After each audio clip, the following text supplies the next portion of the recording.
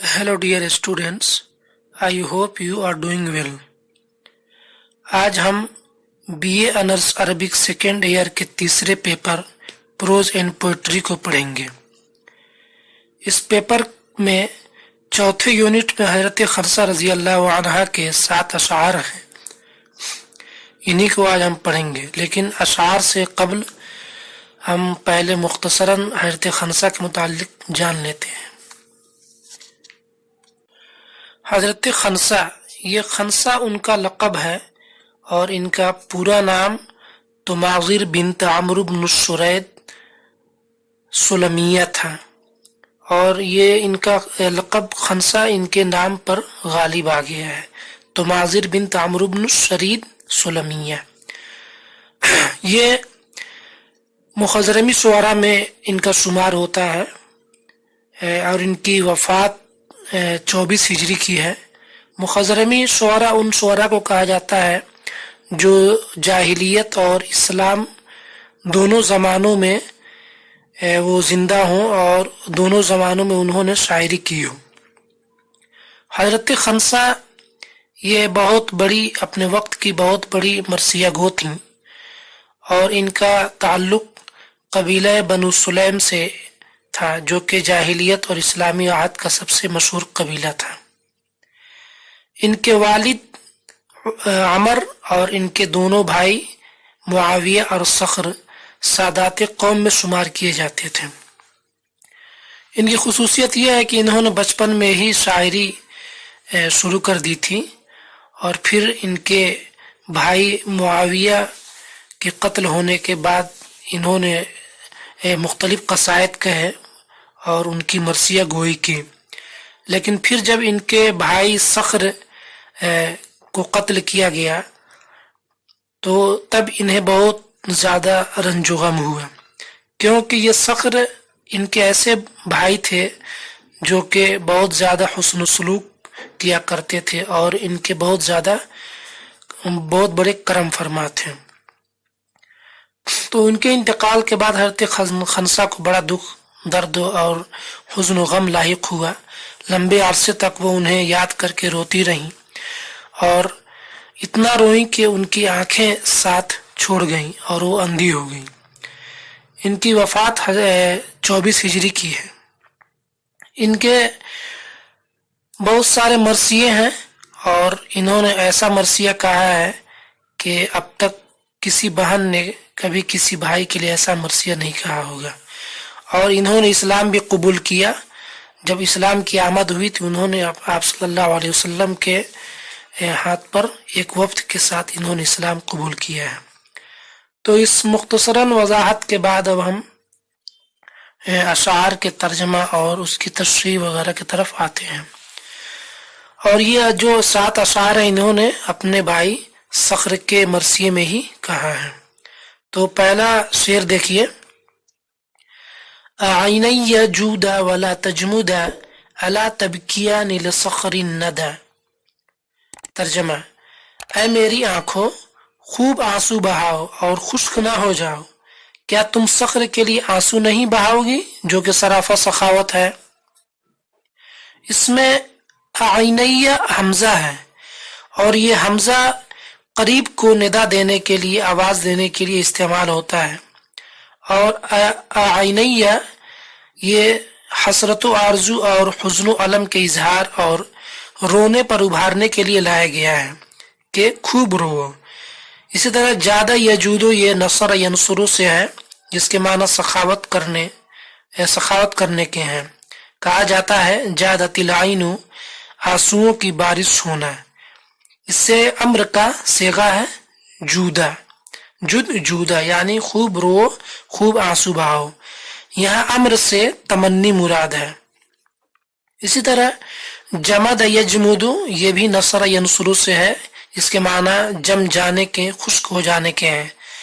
लिहाजा जूदा वला तजमुदा यानी खूब रो और मुसलसल रो। ये सिलसिला रुकना नहीं चाहिए, यानी ला ततवक्कफ अनिल बुका। इसी तरह एक लफ्ज है बका यबकी बुकाअन, ये ज़रब यज़रिबु से आता है जिसके माना रोने के हैं। क्या तुम नहीं रोओगे, यानी यहाँ रोने पर उभारा जा रहा है। یہ رو. اسی طرح الندى اس کی جمع اندا آتی ہے. اس کے معنی سخاوت و کرم کے ہیں، یعنی الجود والسخا. اور یہاں پر ندا اور سخاوت کو صرف صخر کی ذات سے ہی خاص کیا گیا ہے، کسی اور کے لیے نہیں، یعنی وہ سراپا جود و سخا کا پیکر تھا.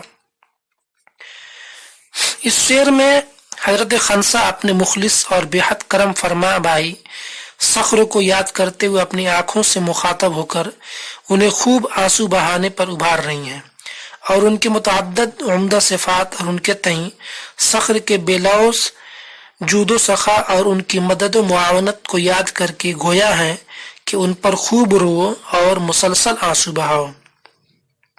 دوسرا شعر دیکھیے.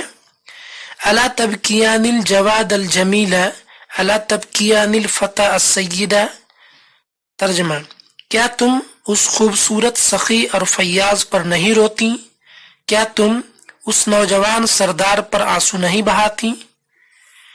یہاں پہ ایک لفظ ہے الجواد، جس کے معنی سخی اور فیاض کے آتے ہیں، یعنی آنکھوں سے کہہ رہی ہیں کہ کیا تم اتنا بھی نہیں کر سکتی کہ اس کی بے انتہا سخاوت اور احسانات پر تم آنسو ہی بہا دو، جو کہ قوم کا سردار اور اس کا خیر خواہ تھا. تیسرا شعر دیکھیے. طویلا نجاد رفیع العماد ساد عصیرتہ امردا. ترجمہ: جس کی تلوار کا پرتلا لمبا اور خیمے کے ستون بلند تھے، اور جو داڑھی نکلنے سے پہلے ہی نوجوانی میں ہی اپنی قوم کا سردار ہو گیا تھا. اس میں ایک لفظ ہے النجاد، اس کی واحد نجدن ہے، جس کے معنی پرتلا کے ہیں. عربی میں حمائل السیف کہا جاتا ہے، یعنی سورڈ بیلٹ. اور اسی طرح طویل النجاد سے اس کے لمبے قد کے ہونے کی طرف کنایا ہے، یعنی طویل القامہ، کیونکہ ظاہر سی بات ہے کہ لمبے پرتلے کی تلوار اسی کے پاس ہو سکتی ہے جو خود لمبے قد کا ہو، جو کہ بہادر ہونے کی علامت سمجھی جاتی ہے، یعنی وہ بہت بہادر تھا. اسی طرح العماد ہے، اس کی جمع عمودن اور اعمدتن آتی ہے، جس کے معنی ستون اور پلر کے ہیں، یعنی جس سے سہارا لیا جاتا ہے اور جس کے سہارے خیمہ قائم رہتا ہے. یہاں اس کی سیادت و قیادت اور عز و شرف مراد ہے کہ وہ بہت عالی مرتبہ اور باعزت انسان تھا. سادہ یسود و سیادتاً سردار بننا، اقتدار حاصل کرنا، حکمراں ہونا. اسی طرح عشیرتن اس کی جمع عشائر قبیلے کے ہیں. اس تیسرے شعر میں اس کی شخصیت کے متعلق بتلایا جا رہا ہے کہ وہ کس شخصیت کا مالک تھا، یعنی اس کی مدح و تعظیم مقصد ہے کہ وہ بہادر تھا اور اس کے خیمے کے ستون بہت بلند تھے، یعنی اس کا گھر بہت ہی وسیع و عریض تھا جہاں پر مہمانوں کی بکثرت آمد ہوتی رہتی تھی، جس سے اس کے سخی اور فیاض ہونے کا پتہ چلتا ہے. نیز اس کے عالی مرتبہ اور بہت شریف ہونے کا علم ہوتا ہے، کیونکہ سخاوت و فیاضی کسی شریف اور باعزت شخص کے یہاں ہی پائی جاتی ہے، اور یہ ساری چیزیں اس کے اندر چھوٹی عمر سے ہی پائی جاتی ہیں، اور یہی وجہ ہے کہ وہ چھوٹی عمر سے اپنی قوم اور قبیلے کی سیادت و قیادت جیسے اہم امور کو انجام دے رہا ہے اور لوگوں کے مابین محبوب و مقبول ہے، جو کہ اس کے بااخلاق ہونے کی دلیل ہے. آگے کا شعر دیکھیے. اذا القوم مدوا ایادیہم الی المجد مد الیہ یدا. ترجمہ: کہ جب لوگوں نے عزت و شرافت کے حصول کے لیے اپنے ہاتھ بڑھائے تو اس نے بھی شرافت کے لیے ہاتھ بڑھایا. اس میں یدن اس کے معنی ہاتھ کے آتے ہیں، اس کی جمع ایدی آتی ہے اور پھر ایدی کی جمع ایادی آتی ہے، لہذا ایادی یہ جمع الجمع ہے جو کہ زیادہ تر نعمت کے معنی میں استعمال ہوتا ہے. اسی طرح المجد معنی ہو السمو والرفعہ، عزت و عظمت اور بزرگی کے ہیں، اس کی جمع امجاد آتی ہے. اس شعر کا مطلب یہ ہے کہ جب لوگ عزت و عظمت کے حصول کے لیے اپنے ہاتھوں کو آگے بڑھاتے ہیں اور مقابلہ کرتے ہیں تو اس مقابلے میں صخر بھی شریک رہتا ہے اور ان کے ساتھ ساتھ صخر کو بھی بہت بڑا حصہ مل جاتا ہے، بلکہ ان لوگوں سے زیادہ حصہ ملتا ہے، اور یہی وجہ ہے اس کی مقبولیت کی کہ اس سے باعزت و باعظمت کوئی نہیں ہے، اور لوگ اس میں ایسا مقابلہ اور ریس لگاتے ہیں جیسے کوئی مادی چیز کے حصول کی خاطر دوڑ لگاتا ہے۔ معلوم ہوا کہ یہ عزت و بزرگی اور شرافت کی بہت قدر و قیمت ہے ان کے یہاں، جس میں صخر سبقت لے جاتا ہے۔ آگے کا شعر دیکھیے، فنال الذی فوق ایدیہم من المجد ثم مضى مسعدا۔ ترجمہ ہے کہ پھر سب لوگوں سے زیادہ عزت و عظمت اور شرافت و بزرگی پا لینے کے بعد بھی اس میں بڑھتا ہی گیا۔ اس میں مضى یمضی اس کے معنی جانے کے ہیں، انطلق، اور مضى یمضی قدوما او مسعدا اس کے معنی آگے بڑھنے کے ہیں، اوپر بڑھتے جانا، آگے بڑھتے جانا۔ اسی طرح صاعد یصعد صعودا اوپر اٹھنا، چڑھنا۔ مضى مسعدا یہ علو ہمت سے کنایا ہے جو کہ صخر کو حاصل تھا، یعنی سارے لوگوں سے شرافت و بزرگی میں سبقت لے جانے کے بعد بھی وہ ایسا نہیں ہے کہ رک جاتا ہے، بلکہ مزید اس میں ترقی کرتا رہتا ہے اور اس میں آگے بڑھتا رہتا ہے۔ چنانچہ آگے کے 3 اشعار میں خنسا کا یہی کہنا ہے کہ صخر ہر اچھے اور بڑے کام میں اپنی قوم کے لوگوں سے ہر مقابلے میں آگے نکل جاتا ہے، ان پر غالب آ جاتا ہے، چاہے وہ کمزوروں اور بے بسوں کو امداد و تعاون کا معاملہ ہو، یا چاہے وہ پڑوسیوں کی حمایت و سرپرستی کا معاملہ ہو، یا پھر مظلومین کی مدد و نصرت کی خاطر جنگ میں آگے آنے کا معاملہ ہو، یعنی ہر قدم پر ان کا ساتھ رہتا ہے، انہیں تنہا اور بے یار و مددگار نہیں چھوڑتا۔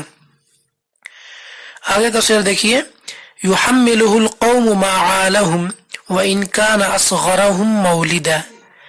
اس کا ترجمہ دیکھیے کہ لوگ اپنے دشوار اور اہم معاملے اس کے ذمہ کر دیتے تھے جبکہ وہ پیدائش کے لحاظ سے ان سے چھوٹا تھا۔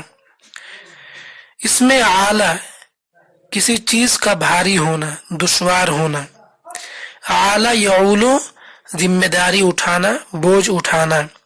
اسی طرح حمل یحمل تحمیلا اس کے معنی بوجھ ڈالنا، ذمہ دار بنانا، یعنی صخر اتنا لائق و فائق تھا اور لوگوں میں محبوب تھا کہ لوگ اپنے دشوار اور اہم معاملات میں بھی اسے ساتھ رکھتے تھے اور وہ ان معاملات کو حل کر دیتا تھا، اور لوگ یہ نہیں دیکھتے تھے کہ وہ ہم سے چھوٹا ہے۔ آخری شعر دیکھیے، وَإِن ذُكِرَ الْمَجْدُ أَلْفَيْتَهُ تَأَذَّرَ بِالْمَجْدِ ثُمَّ ارْتَدَى۔ اور اگر کہیں عظمت و بزرگی کا ذکر کیا جاتا تو تم اسے سر تا پا عزت و شرافت میں ملبوس پاتے۔ اس میں ایک لفظ ہے الفیتہ، وہ الفا یلفی الفاؤن سے ہے جس کے معنی ادراک کرنے اور پانے کے ہیں، بمعنی وجد۔ اسی طرح تعذر یا تعذر یہ باب تفاعل سے ہے، اس کے معنی لبس الازار یعنی پہننا۔ اسی طرح ارتدا یرتدی ارتدا یہ باب افتعال سے ہے، پہننا، زیب تن کرنا اور اوڑھنے کے ہیں۔ اس شعر میں یہ کہا جا رہا ہے کہ عزت و شرافت پر کہیں بھی تذکرہ ہوتا تو اس کا نام ہمیشہ اس میں ضرور شامل رہتا، ایسا کبھی نہیں ہوتا کہ اس کا نام اس فہرست میں موجود نہ ہو، بلکہ اس محفل میں سب سے منفرد طور پر اسی کا نام ہوتا۔ تو یہ آخری شعر رہا اور مکمل ہوا۔ انشاءاللہ نیکسٹ ویڈیو کے ساتھ ہم ملتے رہیں گے۔ مع السلامہ۔